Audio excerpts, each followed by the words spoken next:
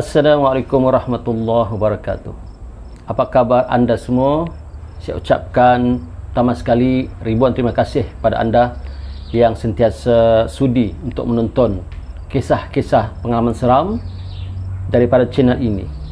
Ya, saya ucapkan terima kasih yang juga sudi like, subscribe and share kisah-kisah yang diceritakan dalam channel ini. Dan juga saya turut mendoakan anda semua supaya anda sentiasa sihat walafiat, panjang umur, murah rezeki dan terhindar daripada gangguan ataupun godaan daripada makhluk halus di kalangan jin dan syaitan. Pada kali ini saya akan ceritakan satu kisah yang diceritakan kepada saya oleh seorang pengamal perubatan Islam di daerah Sendakan ini. Beliau telah bertemu saya dan kami berbincang, dan dia pun menceritakan di antara kisah pengalaman seramnya merawat seorang pesakit. Saksikan seterusnya selepas ini.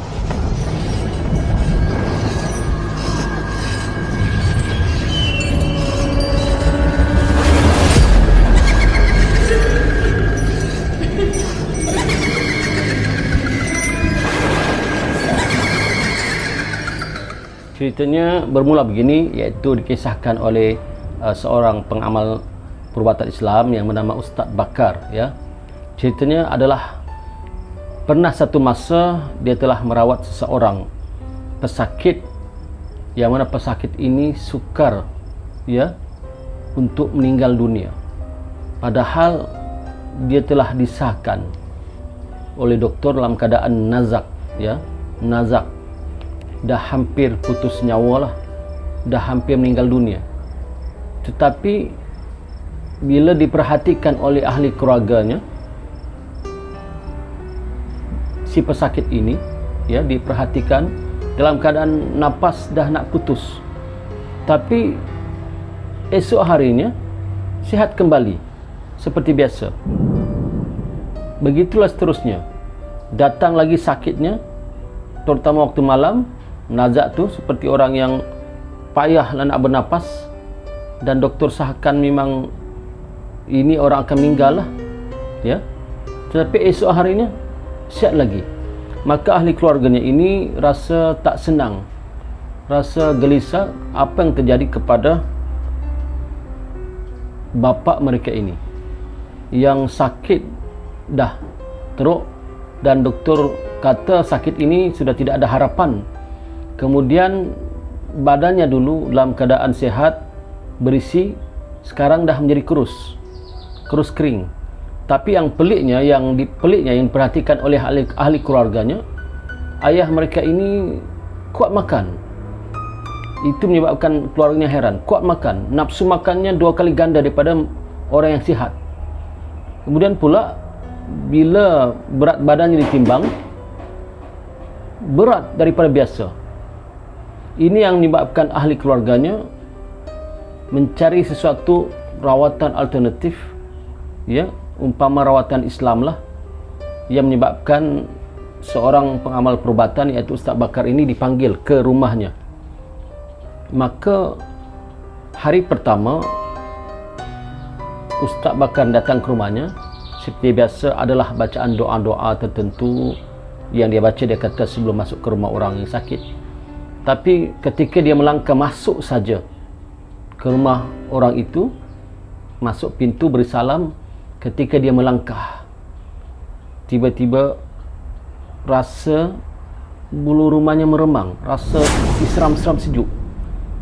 Dia pun heran. Ustaz Bakar ni biasanya kalau dia masuk ke tempat itu, badannya akan jadi seram sejuk, meremang buluh rumahnya. Memang tempat tu dia kata ada gangguan.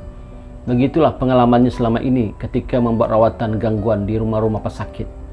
Dan berlaku juga pada malam itu.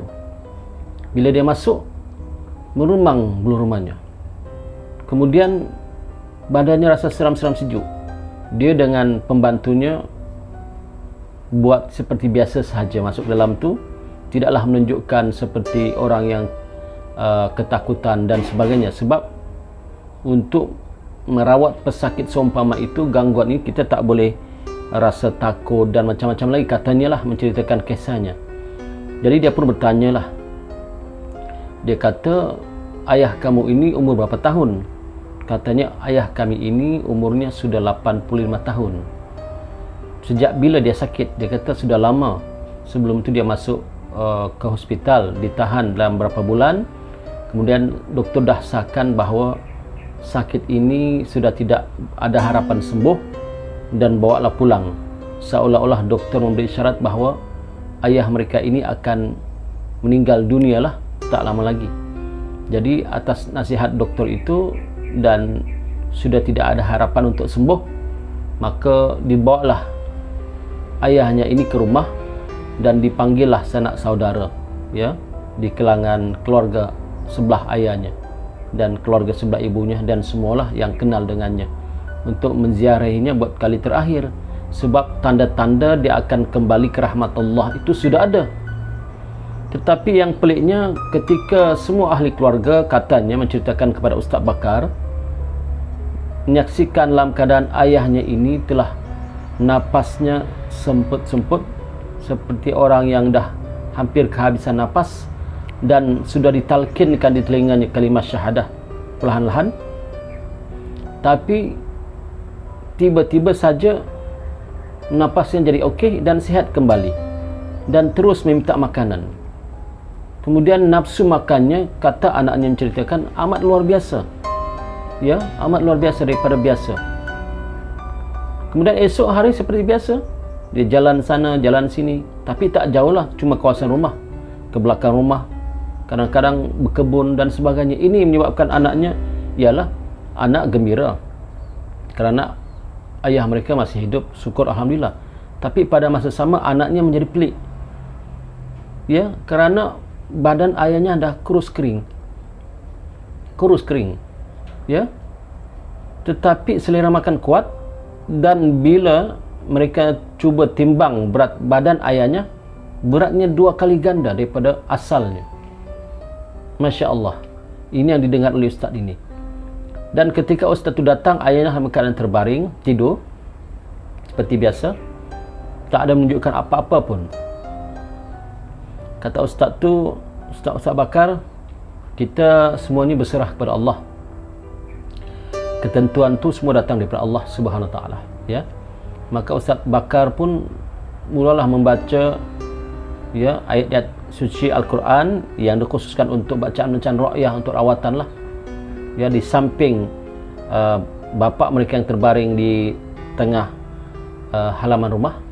Tiba-tiba saja bapa mereka duduk sihat seperti begini dan meminta makanan dan meminta air, disaksikan oleh ustaz itu sendiri. Tapi ustaz itu renung tengok keadaannya seperti lain. Sekali-sekala bapa mereka melihat kepada ustaz itu dalam pandangan yang tajam, dan ustaz itu pun pandang. Dan setiap kali ustaz itu membaca ayat ruqyah, maka bapa mereka ni minta hentikan. Dia kata hentikan itu. Kata anaknya, kenapa ayah, ini untuk rawatan? Tak mau, hentikan. Maka Ustaz ni Bakar pun berhenti. Dia pun makan. Ustaz Bakar kata tak apalah, bagi dia makan dulu. Selesai semua makan tu, barulah saya sambung. Selesai makan, basuh tangan, dia kembali baring semula. Selepas itu Ustaz Bakar sambung balik, dia duduk lagi sekali dalam keadaan memandang pada Ustaz Bakar. Siapa kamu? Kata Ustaz Bakar, saya Bakar. Kenapa kamu datang sini? Saya dijemput oleh anak kamu.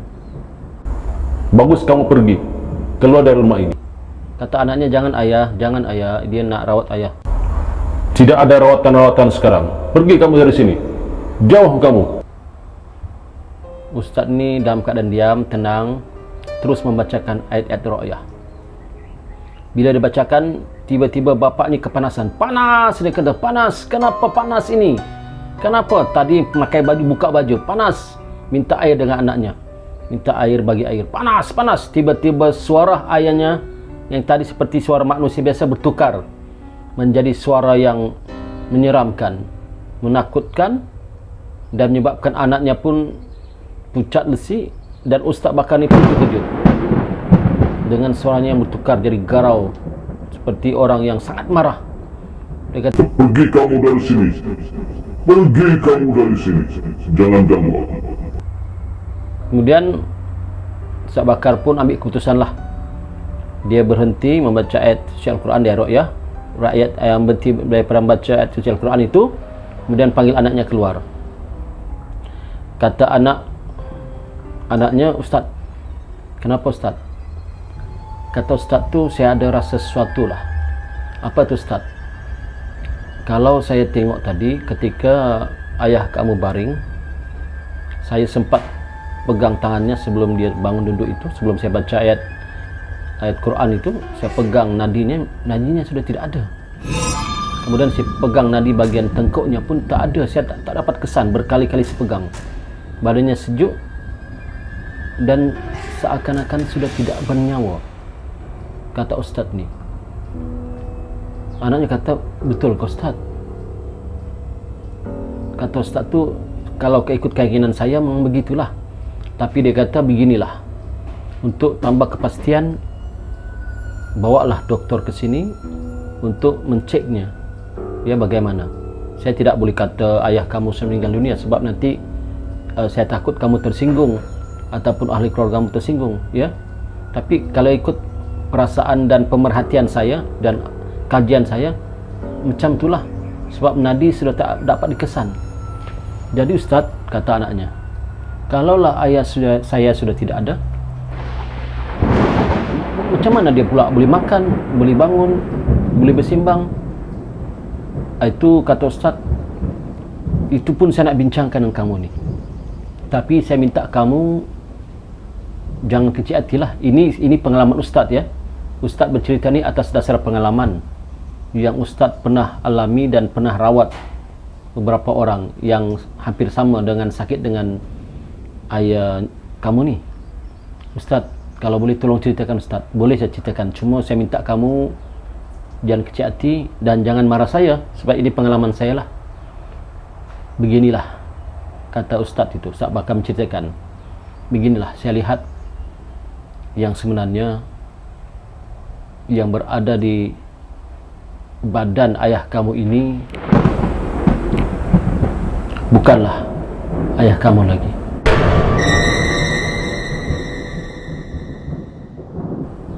Tetapi adalah makhluk halus yang mendampingi ayah kamu.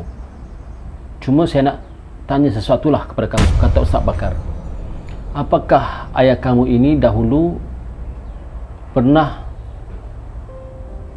mengambil ataupun mengamalkan susu dalam dirinya? Hanya tunjuk susu? Iya, susu. Apakah ayah kamu ini pernah mengamalkan susu ataupun pernah mengambil ilmu susu itu untuk dirinya? Susu. Tiba-tiba anaknya termenung seketika, memikir sesuatu, kemudian Ustaz, ya Ustaz, dulu beberapa tahun yang lepas saya pernah dengar lah ayah saya sebut pasal susu ni. Ketika itu ayah saya masih sihat, badannya masih berisi. Dia pernah berbincang dengan ibu saya. Saya pernah dengar, kata ayah saya, dia nak majukan perniagaannya. Dia nak supaya orang pandang hormat padanya, supaya apa yang dia buat nampak baik oleh masyarakat ataupun kawan-kawan ke apakah.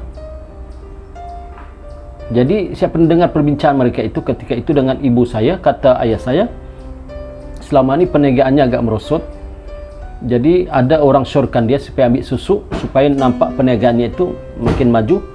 Dia dipandang hormat ataupun kata orang dia dihormati orang, dan orang pandang dia ni manis dan mudahlah projeknya, apapun yang dia buat diterima oleh orang. Kata Ustaz, benarkah? Kata anaknya, benar Ustaz.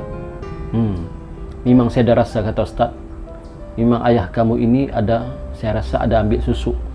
Tetapi susu ini, kalau ikut pengalaman saya, kata Ustaz, dia tak boleh dibuang oleh orang lain, melainkan oleh orang yang memberi dia susu itu, ataupun orang yang menanamkan susu pada badan ayah kamu itu saja yang boleh membuang susu ini. Itu pun kalau dia masih ada lah. Kata anaknya, berkenaan itu Ustaz, saya tak pastilah Ustaz. Saya pun tak tahulah Ustaz dengan siapa ayah saya ini mengambil susu ni. Tapi boleh tak Ustaz bagi saya tempoh esok saya beritahu Ustaz, dan saya nak tanya dengan ibu saya dan kawan-kawan ayah saya lah dulu, mana tahulah mereka tahu. Kata Ustaz tu, okey, baiklah, esok saya datang lagi, tapi sebelum tu kalau boleh supayalah ahli keluarga kamu tidak menuduh apa-apa pada Ustaz dan tidak mengatakan apa-apa pada Ustaz, untuk meyakinkan mereka. Eloklah besok kalau boleh, esok kamu bawalah doktor dari hospital untuk mensahihkan apa Ustaz kata tadi. Sebab Ustaz cek nadi memang tidak ada. Kata anaknya, Ustaz, sebelum ini pun ada doktor jugalah kami bawa, tapi doktor itu tidak bekerja di hospital, dia cuma doktor klinik lah. Doktor klinik. Ya Ustaz, beginilah, saya rasa eloklah kamu bawa doktor dari hospital, ya, yang tahu tentang perkara ini. Yalah Ustaz, baiklah Ustaz, esok kita jumpa. Maka pendek ceritanya, keesokan harinya seperti dijanjikan, maka anaknya telah berbincang dengan ibunya dan ahli keluarganya semua, ahli keluarga sebelah ayah dan sebelah ibu dan adik-beradik semua, tentang hasrat anaknya untuk membawa doktor ke rumah pada esok hari untuk mensahihkan apakah ayah mereka ini bagaimana. Dia nak cakap meninggal dunia, takut jugalah nanti dia dimarahi oleh ibu dan keluarga ayahnya. Kata ibunya, iyalah kalau kamu kata begitu. Maka dibawalah doktor dari hospital dengan alat kelengkapan dan sebagainya, sekali dengan beberapa jururawat sebagai pembantu, dibuat pemeriksaan. Memang benar para penonton sekalian, bila dibuat pemeriksaan, ayah mereka ini sudah tidak bernyawa lagi. Tidak ada kesan nadi sedikit pun.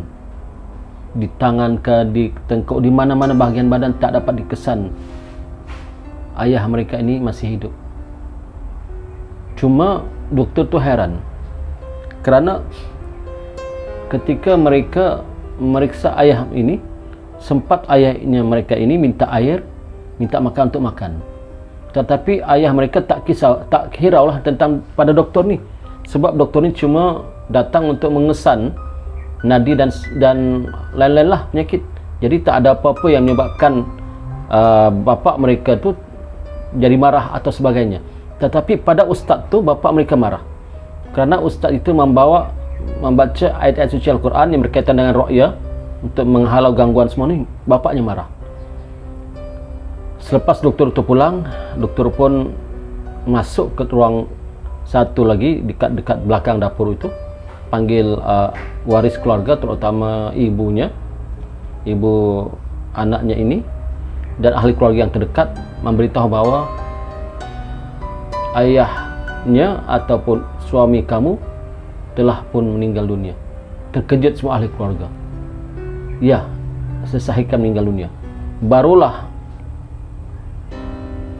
budak laki-laki, anak kepada ayahnya itu tadi, yang mensyorkan untuk panggil doktor itu, berani menceritakan bahawa semalam lagi ustaz itu datang, telah memberitahu kepadanya tentang bahawa ayah mereka ini pun sudah tidak ada, kerana ustaz itu dah kesan nadi dan sebagainya, sejuk dan sebagainya. Memang ayah mereka sudah kembali ke rahmatullah. Jadi persoalannya sekarang, siapakah yang berada dalam tubuh ayah mereka ini? Maka anaknya beritahu bahawa ustaz tu katakan yang berada di tubuh ayah kita sekarang ini adalah makhluk halus, hasil daripada pengamalan ilmu susuk ayah mereka. Subhanallah, mereka menjadi takut. Maka malamnya itu datanglah ustaz pengamal perubatan Islam dengan beberapa teman-temannya, kalangan laki-laki, dan disambut baik oleh keluarga. Sebelum masuk ke ruang tengah tempat ayah mereka baring tu, mereka dah bincang. Kata ustaz, beginilah, malam ni kita buat keputusan muktamad lah. Keputusan muktamad apa ustaz? Begini, kamu semua sudah faham dan kamu sudah yakin, seperti mana kata doktor itu, bahawa yang hidup itu bukanlah ayah kamu ataupun suami kamu, tapi itu adalah mayat hidup yang dalamnya adalah makhluk halus, tak tahu di kalangan jin atau syaitan ke, hasil daripada pengamalan susuk. Yang sebenarnya mati itu, kata ustaz, mati manusia itu tidak tertangguh walaupun sesaat, dan tidak akan terlambat walaupun sesaat. Itu janji Allah dalam Al-Quran, kata Ustaz. Cuma syaitan ataupun jin ke apakah yang masuk di dalam badan arwah ini akibat pengamalan susu, itulah yang nampak seperti dia hidup. Jadi malam ini kami beberapa orang pengamal perubatan Islam akan cuba untuk menghalau makhluk itu. Cuma untuk membuang susu itu kami tidak ada upaya. Kami tidak ada upaya. Kalau malam ini berjaya, berjayalah. Tapi kalau tidak, wallahu alam. Tapi kami cuba usahakan. Kalau boleh kami dapat tangkap di mana keadaan susu dan kami buang. Kita berdoalah kepada Allah SWT. Kata Ustaz itu menceritakan. Maka malam itu mereka pun dah buat persiapan, duduk dan standby dengan bacaan doa suci Al-Quran, dengan air zam-zamnya, dengan garam, dengan limau nipisnya. Maka ketika rawatan dibuat, menjeritlah makhluk yang berada dalam jasad arwah bapa mereka ini. Sekuat hati, suara yang menyeramkan, suara yang menakutkan, menyebabkan satu rumah itu dalam keadaan ketakutan, pucat lesi semuanya. Maka mereka katakan satu kalimah, la ilaha illallah Muhammad Rasulullah, Allahu Akbar. Kemudian dilekapkan beramai-ramai di atas ubun kepalanya itu, ditarik sesuatu, tiba-tiba bapa mereka yang tengah dirasuki oleh makhluk halus akibat daripada pengamalan susuk jatuh terbaring. Ustaz tu periksa lagi apakah masih ada lagi makhluk itu, dikesan lagi apa semua, sudah tidak ada, alhamdulillah. Tetapi tiba-tiba jasad bapa mereka ini mengecut, tiba-tiba menjadi hitam dan memburuk serta berbau. Rupa-rupanya hampir seminggu sudah, hampir seminggu sudah ayah mereka ini meninggal dunia, menyebabkan tiba-tiba bau busuk yang sangat busuk. Maka kata Ustaz itu, beginilah, panggillah tu imam untuk uruskan jenazah ini dan kebumikanlah dia. Dalam keadaan yang sedih, bertangisan, pilu, duka dan sebagainya kedengaran di rumah itu. Maka bergegaslah mereka panggil tu imam, dan tu imam pun datang. Bila datang, tu imam pun terundur ke belakang sebentar kerana terhidu bau yang sangat busuk. Tapi macam mana pun jenazah tetap jenazah dan akan dikebumikan malam itu juga. Maka inilah cerita pengalaman kisah seram yang diceritakan oleh pengamal perubatan Islam Ustaz Bakar namanya, tentang kisah keburukan orang yang mengamal ilmu susu ini. Ilmu susu ini memanglah kalau kita gunakan, kata Ustaz tu, kita akan nampak kalau wanita cantik, kalau lelaki kaca, dan orang nampak kita seperti hebat, menyebabkan orang terima kita apa-apalah. Tapi kesannya sangat buruk, sangat buruk kepada kita sendiri, pada orang yang mengamalkan ilmu susu ini. Sebab itu jauhilah ilmu susu. Terimalah seadanya. Allah telah anugerahkan wajah kita begini, kehidupan ini terima seadanya, dan jangan lupa berusaha, tetap berusaha, bekerja, tetap bekerja, dan bertawakal kepada Allah serta memohon doa kepada Allah supaya Allah sentiasa ampunkan dosa kita, panjangkan umur dan murahkan rezeki kita, dan beri kita rezeki yang halal supaya kita selamat dunia dan akhirat. Pengajarannya itulah, hindarkanlah, jauhkanlah ilmu-ilmu yang tidak ada dalam ajaran Islam supaya kita selamat dunia dan akhirat. Sekian, jumpa lagi di cerita-cerita yang akan datang. Assalamualaikum warahmatullahi wabarakatuh.